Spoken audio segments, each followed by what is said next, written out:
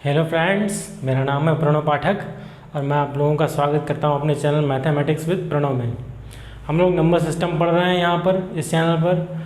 Number system में कल तक जहाँ तक काम को रोका गया था, आज हम उससे आगे का काम करेंगे। आगे कुछ अच्छे सवाल और जो कंपटीशन में आपके पूछे गए हैं वो लगाएंगे। लेकिन उससे पहले मेरी आपसे विनम्र निवेदन ये है कि अगर आपने मेरे पिछले लेक्चर्स को नहीं देखा है तो उन्हें देखें, तभी आपको आगे आज की बातें समझ में आएगी, अन्यथा कॉन्सेप्ट क्लियर ना होने की वजह से बातें समझ में नहीं आएंगी। तो हम लोग सवाल कर रहे थे, आइए सवाल लेते हैं। पहला सवाल है, फर्स्ट क्वेश्चन इज, यदि किसी भिन्न के हर में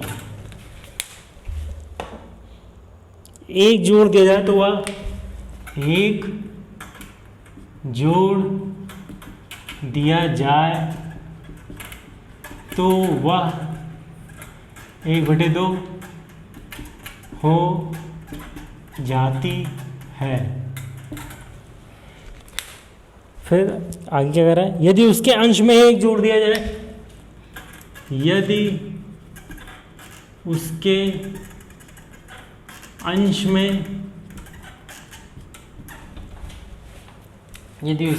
में एक जोड़ दिया जाए तो क्या होता है, तो वह 1 हो जाती है। तो वह 1 हो जाती है। तो फिर क्या करना है हमें, भिन्न के अंश तथा हर का गुणनफल क्या है। अंश तथा हर का गुणनफल ज्ञात करें। क्वेश्चन कह रहा है आपसे, क्वेश्चन हमसे कह रहा है कि यदि किसी भिन्न के हर में एक जोड़ दिया जाए तो वह 1/2 हो जाती है, और यदि उसके अंश में एक जोड़ दिया जाए तो वह 1 हो जाती है। अंश तथा हर का गुणनफल आप ज्ञात करें। मान लीजिए भिन्न है x/y। अगर हम भिन्न को मानते हैं x/y, या x/y ना माने आप, रुक जाइए, मानते हैं कि वह भिन्न का अंश x है, तो हर में, हाँ हम भिन्न को x/y ही मानते हैं, भिन्न को x/y ही मानते हैं। हर में एक जोड़ दिया जाए, यानी y में एक जोड़ दिया जाए, y+1, तो वह 1/2 हो जाती है। ये बनता है, हमने माना भिन्न x/y है। अब हर में एक जोड़ दिया जाए, यानी कि हर ये है y में एक जोड़ दिया जाए y+1, तो ये भिन्न हो जाती है, कन्वर्ट हो जाती है 1/2 में। अब इससे समीकरण बनाते हैं, आइए देखते हैं कैसे बनता है। 2 से इस साइड मल्टीप्लाई तो 2x, और y+1 को उस साइड मल्टीप्लाई तो y+1। y को इस तरफ ले आइए तो ये बना 2x - y = 1। ये बना आपका पहला समीकरण। क्या किया मैंने, 2 को इधर मल्टीप्लाई किया इस साइड तो 2x हो गया, और y+1 को उस साइड मल्टीप्लाई किया तो 1 से मल्टीप्लाई हो गया y+1, फिर y को इस तरफ, ये बना इक्वेशन 1। फिर कह रहा है आगे, यदि उसके अंश में एक जोड़ दिया जाए, यानी x+1, और y वैसे ही रहेगा, तो यह 1 हो जाती है। यानी कि x+1, x में अगर 1 जोड़ दिया जाए तो आपकी जो भिन्न है वो 1 हो जाती है, 1 के बराबर कर दिया। अब यहाँ से y को इस साइड भेजेंगे तो x+1 = y, या x - y+1 = 0। That is your equation number 2। बात समझ में आई? कुछ करना नहीं है, इजी काम बोल रहा है हमसे करने को। जैसा सवाल कहता जाए वैसे करते जाइए, सवाल आपका निकल जाएगा। कह रहा है यदि उसके अंश में एक जोड़ दिया जाए x+1, तो वह 1 हो जाती, तो वह 1 हो जाती है, तो इक्वल टू 1। तो x+1 = y, y को उस तरफ ले गए, फिर इक्वेशन ये बना। अब क्या करें, कुछ करना नहीं है, वो इक्वेशन 1 में से इक्वेशन 2 को हम घटा देते हैं। पहला इक्वेशन है 2x minus y is equal to 1 और दूसरा इक्वेशन है x minus y is equal to minus 1 को उस तरफ लेगा तो ये माइनस 1 हो जाएगा। घटाने पर ये माइनस, ये प्लस और ये प्लस, यानी कि y कैंसिल आउट और x 2x में से एक x गए तो x बचा और यहाँ पे 1 + 1 2, यानी कि x मिला हमें 2। नहीं समझ में आया तो मैं समझाता हूँ। हमने पहले समीकरण में से दूसरा समीकरण घटाया है, घटाने पर चिन्ह बदल जाते हैं, साइन बदल जाता है, जोड़ने पर नहीं बदलता लेकिन घटाने पर बदल जाता है। तो यहाँ माइनस था ये प्लस हो जाएगा, यहाँ प्लस था ये माइनस हो जाएगा, यहाँ माइनस था ये प्लस हो जाएगा। तो माइनस वाई और प्लस वाई कैंसिल आउट, यानी कि ख़त्म हो जाएगा और 2x में से x जाएगा तो x बचेगा और 1 जुड़ के एडअप होके 2 हो जाएगा। x इक्वल टू आया 2। अब आप इसे इक्वेशन 2 में रख दीजिए तो 2 minus y plus 1 is equal to 0, यहाँ से आपको मिलेगा y इज इक्वल टू 3। 2 में 1 जोड़ दिए 3 और फिर y को उस साइड ले जाइए तो y इज इक्वल टू 3। तो x इज इक्वल टू 2 और y इज इक्वल टू 3, तो हमारी भिन्न क्या बनेगी, भिन्न के अंश और हर का गुणनफल निकालना है। तो ये हो जाएगा 2 गुणे 3 दैट इज योर 6, तो आपका गुणनफल बनेगा 6। ये आपके सवाल का हल है और ये क्वेश्चन पूछा गया है एसएससी में 2002 में, सीजीएल में, एसएससी सीजीएल 2002 में ये क्वेश्चन पूछा गया है। हम लोगों ने क्वेश्चन मैं आपसे नहीं करवाऊंगा, वही क्वेश्चन करवाऊंगा जो आपके कंपटीशन में पूछे गए हैं, खासतौर से एसएससी में, बैंकिंग, रेलवेज में वगैरह, जहाँ तक मुझसे हो सकेगा मैं करवाऊंगा। तो ये पहला था, इक्वेशन 2 हमने सॉल्व किए और भिन्न का और भिन्न के अंश और हर का गुणनफल हमने निकाला। अंश आया x इक्वल टू 2 और हर आया y equal to 3, y equal to 3, दोनों का गुणनफल 2 गुणे 3 6 ये आएगा। ये था हमारा आज का पहला सवाल।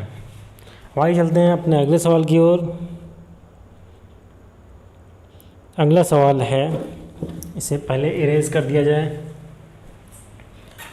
तुझसे पूछूं एक सवाल, मेरे सवाल का दे तू जवाब, क्या मेरी तरह तू भी तड़पता है। अगला सवाल है, ये भी एसएससी सीजीएल 2002 में पूछा गया है आपसे। यदि किन्हीं 3 क्रमागत समपूर्णांकों का क्वेश्चन है, यदि किन्हीं 3 क्रमागत मतलब क्रम से आने वाले, यानी सब में एक जोड़ते जाना है। क्रमागत समपूर्णांकों का योग 54 है। समपूर्णांक कह दिया है इसलिए x में 2 जोड़ेंगे। समपूर्णांकों का योग 54 है, 54 है। तो इनमें सबसे छोटी पूर्णांक क्या है, तो सबसे छोटा पूर्णांक क्या है, ये हमें निकालना है। क्वेश्चन हमसे कह रहा है एसएससी सीजीएल 2002 में पूछा गया, 2002 में पूछा गया है, यदि किन्हीं 3 क्रमागत समपूर्णांकों का योग 54 है तो सबसे छोटा पूर्णांक क्या है। गर्मी काफ़ी हो रही है। क्वेश्चन अब ध्यान से देखिए, कह रहा है आपसे 3 क्रमागत समपूर्णांक हैं। क्रमागत समपूर्णांक मैंने आपको सबसे पहले लेक्चर में ये चीज़ एक्सप्लेन की थी कि अगर क्रमागत सम या विषम पूर्णांकों की बात करता है तो हम x में 1 नहीं जोड़ेंगे बल्कि 2 जोड़ेंगे। तो यानी कि ये 3 क्रमागत पूर्णांक होंगे x, फिर x में 2 जोड़िए x+2, फिर 2 जोड़िए तो x+4, ये होंगे आपके 3 क्रमागत समपूर्णांक। समपूर्णांक कह रहा है तो हम 2x भी ले सकते हैं, 2x+2, 2x+4 भी ले सकते हैं, लेकिन ऐसा करने की ज़रूरत नहीं है विशेष। तो क्या करें, x+2 क्योंकि तीनों का योग जो है वो 54 है, तो x+4 = 54 है। तीनों को जोड़ लिया और वो 54 के बराबर है, सवाल में गिवन है आपको। सॉल्व करें, x + x + x that is your 3x + 2 + 4 6 = 54। आप 6 को उस साइड ट्रांसफर करेंगे तो 3x = 54 - 6 यानी कि 3x = 48। यहाँ से x = 48/3 दैट इज 16, यानी कि x इक्वल टू 16। सबसे छोटी क्रमांक संख्या 16 है। 16 में 2 जोड़ें 18, फिर उसमें 4 जोड़िए तो 20, 16, 18 और 20, ये 3 संख्याएं आ रही हैं जिनमें सबसे छोटी संख्या आपकी 16 है। ये आपकी सबसे छोटी क्रमागत समपूर्णांक है। Just a minute, let me check. Everything is okay, हम आगे प्रोसीड कर सकते हैं। क्वेश्चन 2002 में पूछा गया है, अच्छा क्वेश्चन है और इजी है। कह रहा है हमसे कि 3 क्रमागत समपूर्णांकों का योग 54 है, सबसे छोटा पूर्णांक निकालना है। मैंने आपको क्रमागत एक्सप्लेन किया था तो मैंने बताया था कि x में 1 जुड़ेगा, लेकिन जब सम या विषम कहता है, जैसे यहाँ पे सम कह रहा है, तो x में 1 नहीं 2 जुड़ेगा। तो x + 2 और x + 4 3 क्रमागत समपूर्णांक होंगे जिनका योग आपका 54 के इक्वल है। प्रोसेस करने पे आपको 16 मिला जो कि सबसे छोटा पूर्णांक है। ये क्वेश्चन हुआ आपका। अब इसके बाद अगला क्वेश्चन हम चलते हैं, देखते हैं अगला क्वेश्चन हमसे क्या कह रहा है। तुझसे पूछूं एक सवाल, मेरे सवाल का दे तो जवाब। अगला सवाल है, ये भी आपका एसएससी सीजीएल 2002 में पूछा गया है। टीयर 1, द सम ऑफ 3 क्रमागत प्राकृतिक संख्याओं का योग 87 है। क्वेश्चन कह रहा है 3 क्रमागत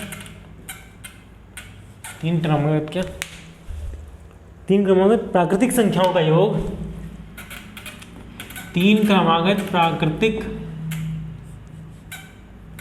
संख्याओं का योग 87 है।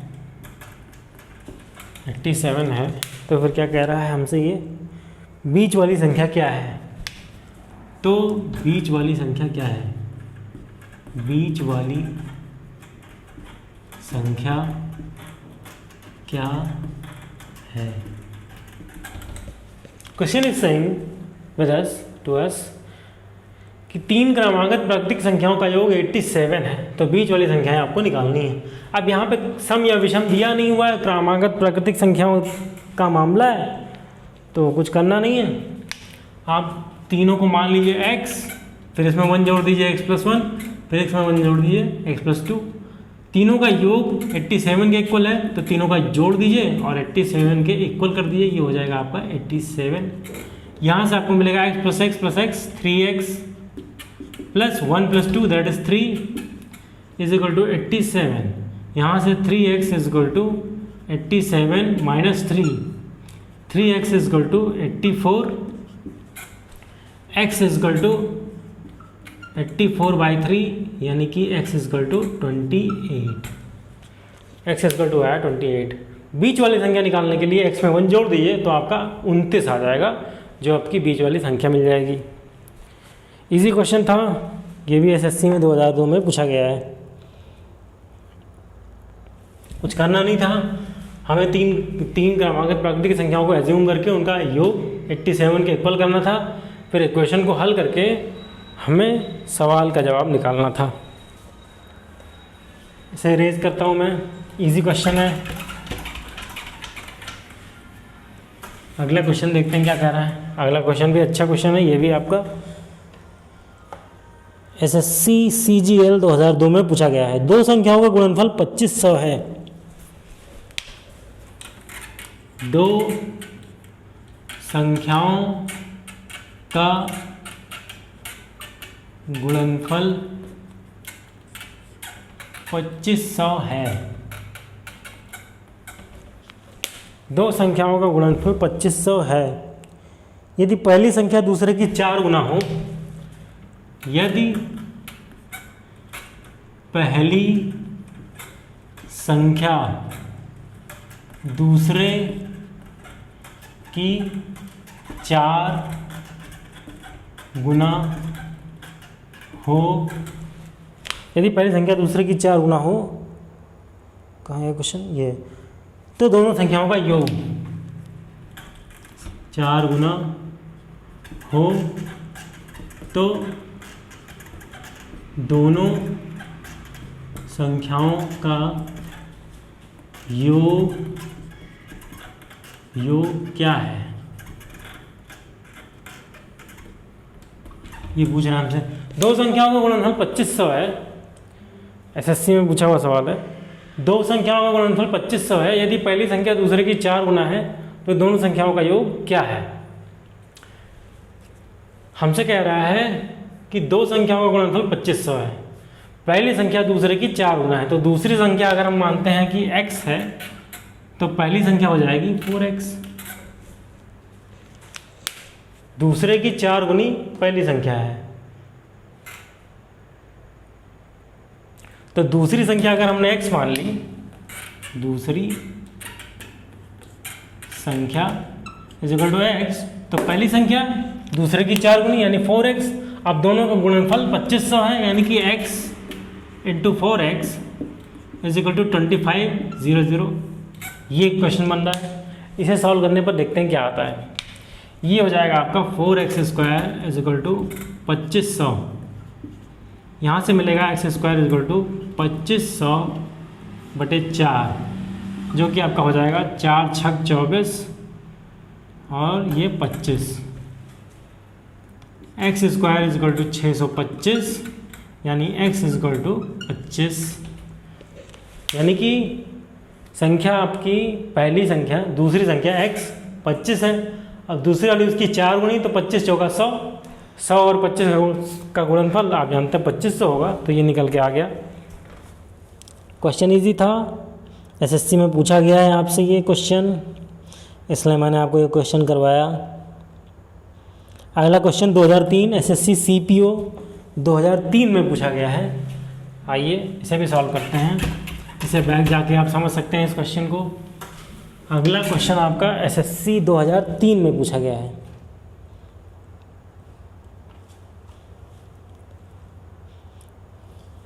किसी संख्या को, क्वेश्चन हमसे कह रहा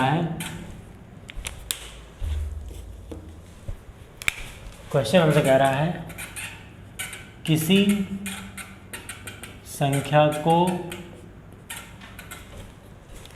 संख्या को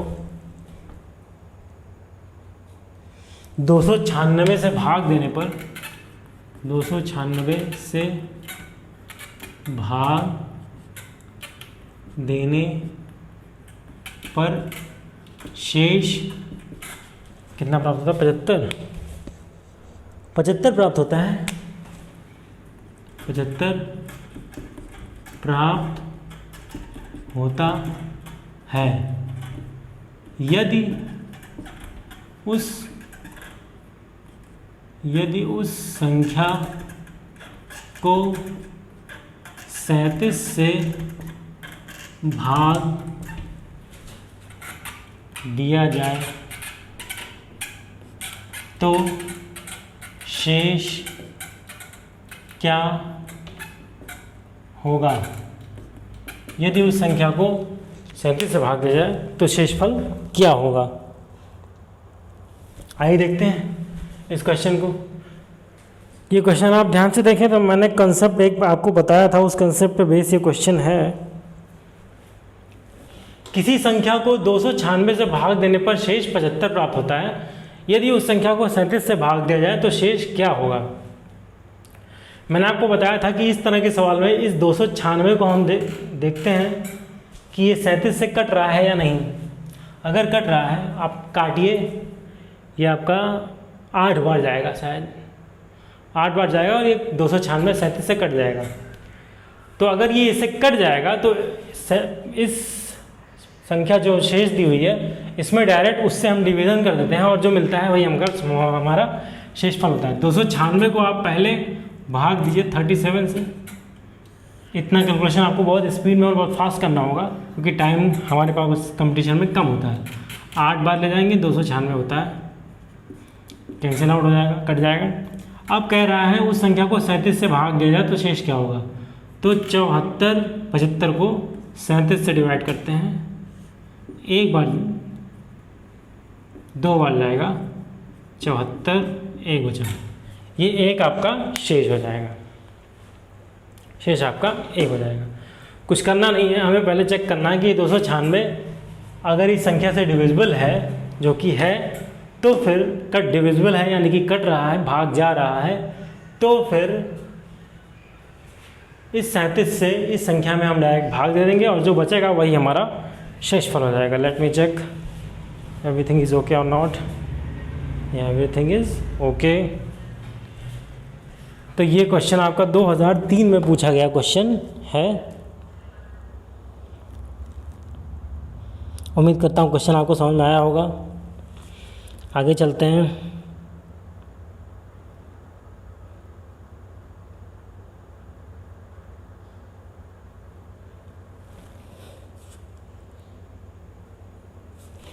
आइए आगे चलते हैं।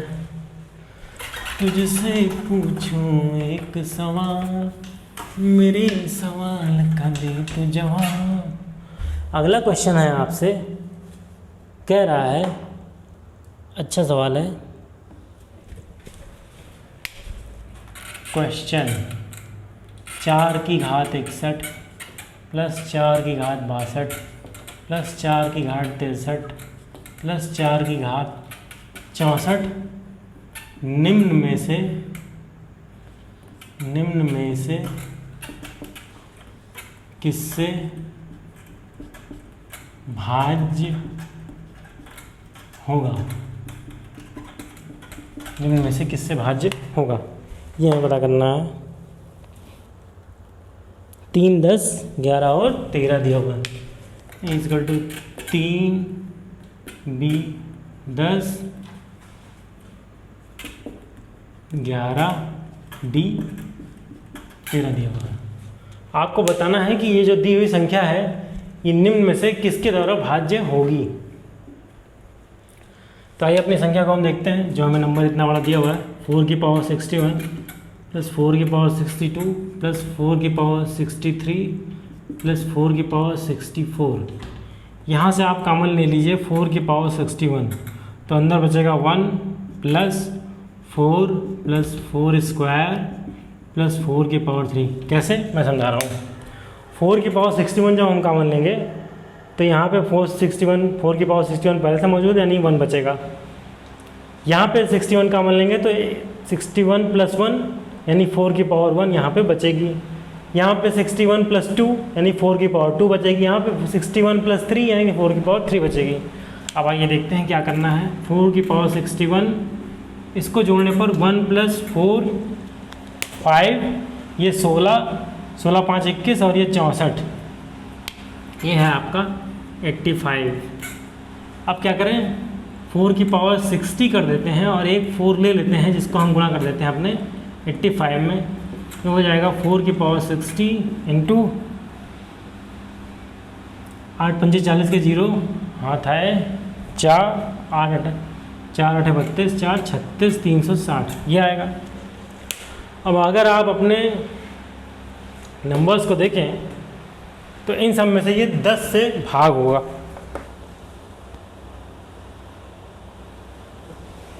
दस से घटेगा मेरे ख्याल से।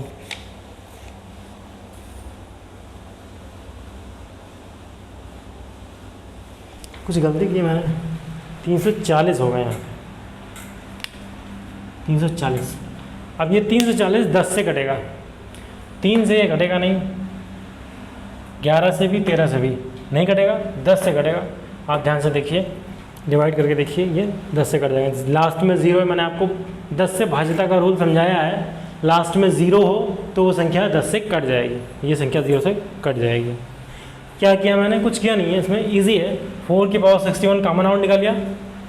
मैंने आपको पहले भी बताया है कि मैथ्स में सवाल ऐसे आपको मिलेंगे जिससे देखकर आप डर जाएंगे कि ये क्वेश्चन कैसे होगा, लेकिन ऐसा होता नहीं है। कि जितना भी सवाल डरावना होगा उसको करने में उतना ही सरल होगा वो, बस आपको टेक्निक पता होना चाहिए और थोड़ा सा दिमाग आपको लगाना है। कुछ करना नहीं। 4 की पावर 61 मैंने कॉमन लिया, अंदर ये बचा 1 प्लस 4 इसका 4 की पावर 3।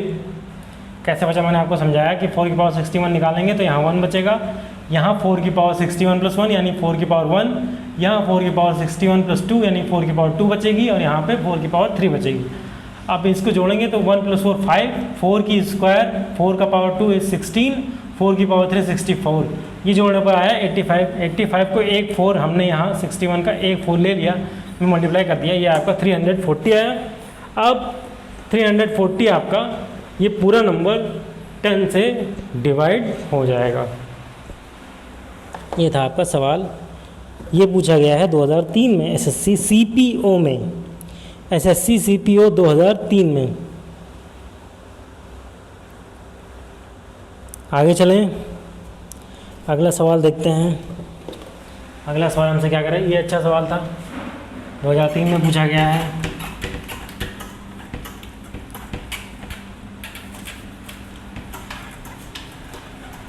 मैं इसे इरेज कर देता हूँ। अब अगले क्वेश्चन की हम लोग चलेंगे, अगले क्वेश्चन की ओर हम लोग चलेंगे।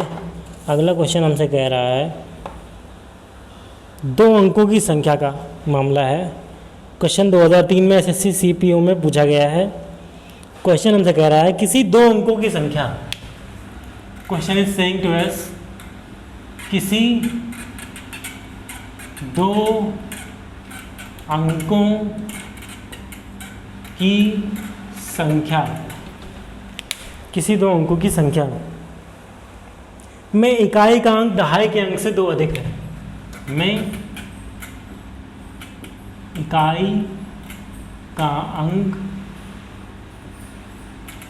दहाई के अंक से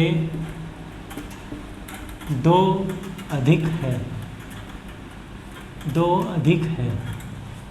तो फिर तो क्या हुआ, संख्या तथा इसके अंकों के योगफल का गुणनफल 144 है। संख्या तथा इसके अंकों के योगफल का गुणनफल 144 है। संख्या तथा इसके अंकों के योगफल का गुणनफल 144 है, 144 है। संख्या क्या है, संख्या ज्ञात करें। क्वेश्चन हमसे कह रहा है किसी 2 अंकों की संख्या में इकाई का अंक दहाई के अंक से 2 अधिक है। संख्या में 2 अंकों की संख्या में इकाई का अंक दहाई के अंक से 2 अधिक है। संख्या तथा इसके अंकों के योगफल का गुणनफल 144 है। संख्या ज्ञात करनी है आपको। Everything is okay. किसी 2 अंकों की संख्या में इकाई का अंक दहाई के अंक से 2 अधिक है। संख्या तथा इसके अंकों के योगफल का गुणनफल 144 है। संख्या ज्ञात करनी है हमें। तो आइए देखते हैं कैसे निकलती है संख्या। 2 अंकों की संख्या में इकाई का अंक दहाई के अंक से 2 अधिक है। तो माना इकाई का अंक x, इकाई का अंक हमने x मान लिया, दहाई के अंक से 2 अधिक है। सॉरी, दहाई का अंक x मानते हैं, दहाई का अंक x मानते हैं। तो इकाई का अंक होगा 2x, सॉरी 2 अधिक है, यानी कि x + 2 होगा। इकाई का अंक जो है वो दहाई के अंक से 2 अधिक है, यानी कि दहाई के अंक में हम अगर 2 जोड़ दें तो इकाई का अंक मिल जाएगा। दहाई का अंक अगर x है तो x में 2 जोड़ने पर इकाई का अंक हमें मिल जा रहा है। तो यानी कि इकाई का अंक हुआ x + 2। अब संख्या तथा इसके अंकों का योगफल, संख्या जो है, संख्या होगी आपकी 10x + 2। संख्या तथा इसके अंकों के योगफल का गुणनफल, अंकों के योगफल यानी कि x + 2 का गुणनफल 144 है। तो संख्या ज्ञात करनी है। संख्या कैसे बनेगी, दहाई का अंक यानी कि 10x प्लस इकाई का अंक यानी कि x + 2। अब संख्या कैसे बनाएंगे, दहाई के अंक में 10 का गुणा करके उसमें इकाई का अंक जोड़ देंगे तो संख्या मिल जाएगी। दहाई का अंक x है तो 10x, उसमें इकाई का अंक हमने जोड़ दिया यानी x + 2। और अंकों के योगफल, अंक हैं इकाइकांक और दहाइकांक यानी x और x + 2 दोनों का योगफल, इनका गुणनफल 144 के बराबर है। तो संख्या निकालनी है। आइए देखते हैं कैसे निकालते हैं। ये हो जाएगा 11x + 2 और यहाँ पे हो जाएगा 2x + 2 = 144। अब क्या करें, पहले यहाँ पे दो कॉमन निकाल लीजिए। तो 11x + 2 और यहाँ बचेगा x + 1 और इस साइड में हो जाएगा 144। ये 2 से कैंसिल होके बचेगा 11x + 2 x + 1 = 72। 2 से 144 कट के 72 हो जाएगा। अब इन दोनों को गुणा करेंगे तो 11x² + 11x + 2x + 2 = 72। यहाँ से मिलेगा 11x² + 13x - 72 को जब इधर लाएंगे और तो उसमें 2 जुड़ जाएगा, 2 घट जाएगा सॉरी, तो ये -70 हो जाएगा। 70 और 11 का ऐसा गुणनखंड करें, 70 को 11 से ऐसा गुणा करें कि 13 आ जाए।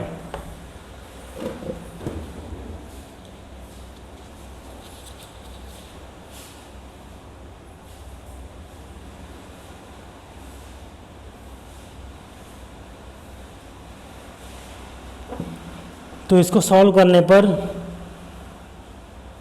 बनेगा गुणनफल बनने का, इसको सिंप्लीफाई करने पर श्रीधरा 4 लगाएंगे तो भी कैलकुलेशन लंबी जाएगी। और जवाब क्या आ रहा है, हमारा जो सवाल का जवाब आ रहा है, इसको सिंप्लीफाई करने पर 22 और 35, 11x², यह है 11 + 22x - 35x - 70 = 0। 11x², सॉरी यहाँ पे हम 11x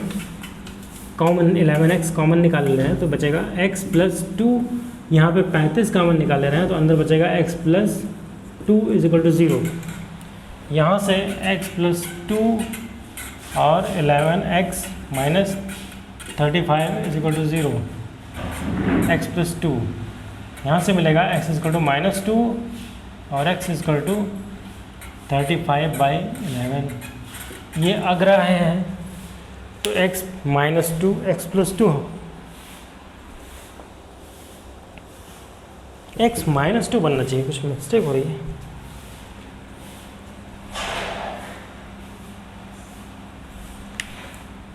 ये प्लस होगा, ये माइनस होगा। 35 बड़ा है, यहाँ पे माइनस आ जाएगा और यहाँ पे प्लस आ जाएगा और यहाँ पे माइनस।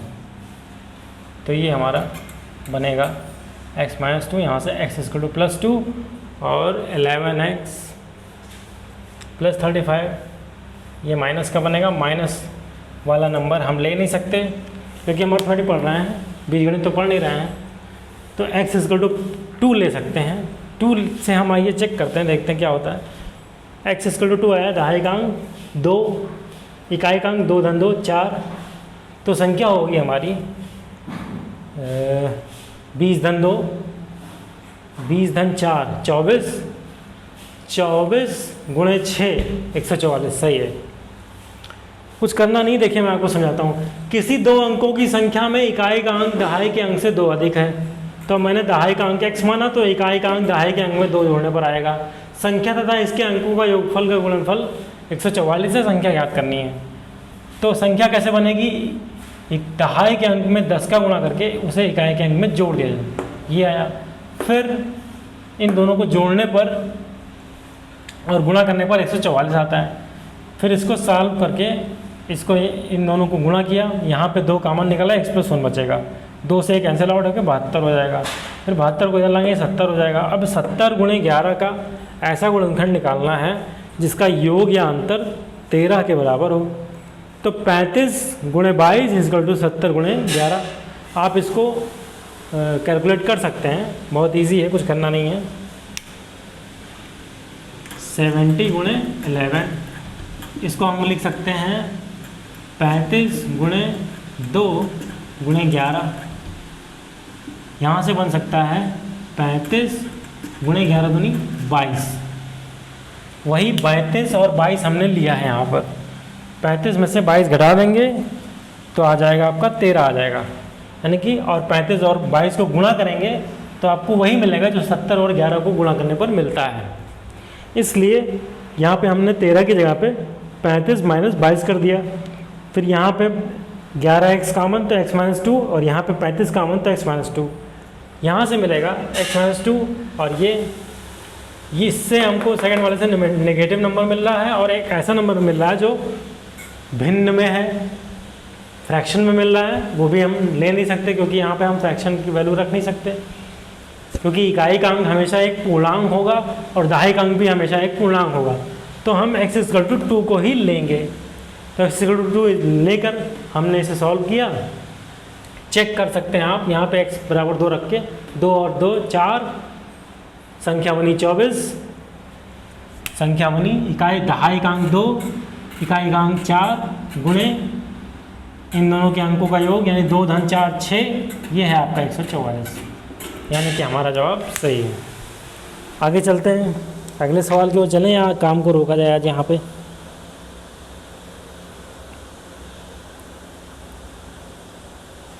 Just minute.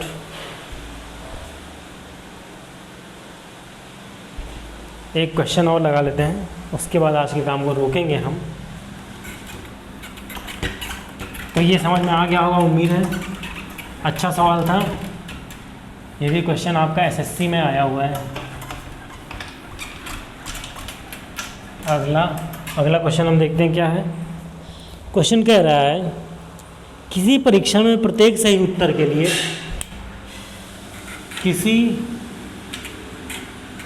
परीक्षा में प्रत्येक सही उत्तर के लिए, परीक्षा में सही उत्तर के लिए, ये आपका एसएससी सीपीओ 2003 में पूछा गया है। उत्तर के लिए 1 अंक दिया गया, 1 अंक दिया गया, 1 अंक दिया गया, तथा प्रत्येक गलत उत्तर के लिए, तथा प्रत्येक गलत उत्तर के लिए 1 अंक काट लिया गया, 1 अंक काट लिया गया। उत्तर के लिए 1 अंक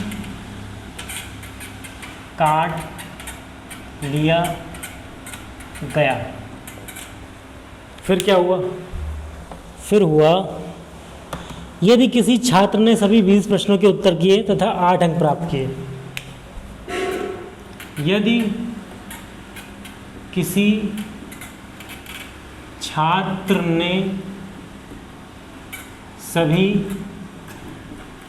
20 प्रश्न किए तथा 8 अंक प्राप्त किए, 8 अंक प्राप्त किए, तो फिर क्या पूछ रहा है हमसे? सही उत्तरों की संख्या उसके द्वारा दिए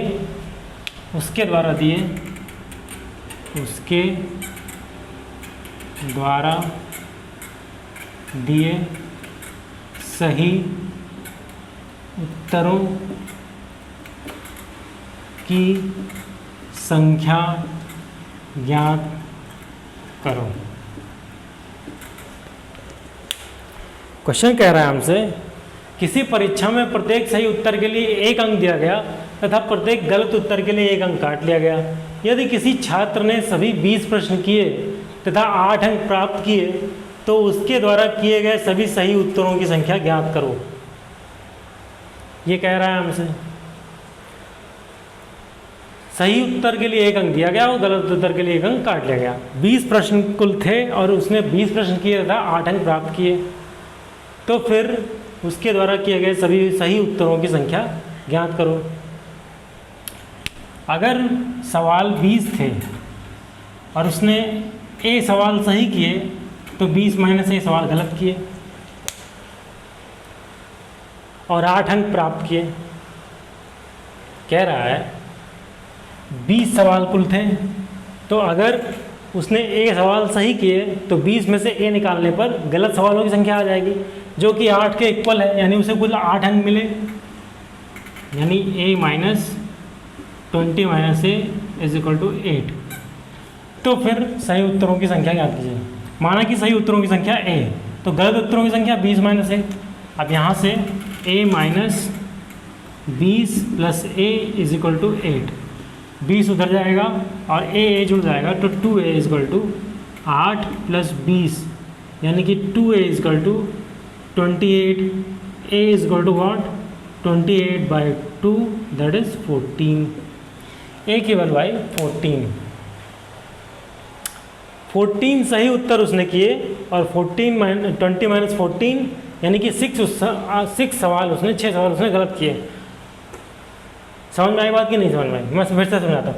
यदि किसी परीक्षा में प्रत्येक सही उत्तर के लिए 1 अंक दिया गया तथा प्रत्येक गलत उत्तर के लिए 1 अंक काट लिया गया, यदि किसी छात्र ने सभी 20 प्रश्न किए तथा 8 अंक प्राप्त किए, तो उसके द्वारा दिए गए सही उत्तरों की संख्या ज्ञात है।